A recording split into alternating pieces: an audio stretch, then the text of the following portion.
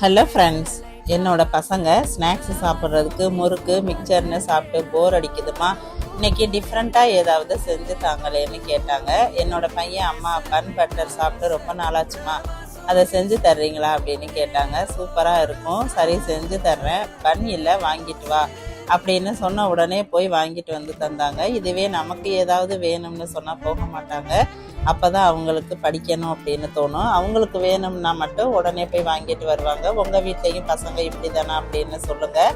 பன்னை ரெண்டாக கட் பண்ணி சென்டராக பட்டரை தடவி ஒரு தவாவில் பட்டரை சேர்த்து பன்னையும் அது மேலே வச்சு அதுக்கு மேலே பட்டரை தடவி அது மேலே சுகர் கொஞ்சம் சேர்த்து 2 சைடும் திருப்பி எடுத்தால் பன் பட்டர் ரெடி.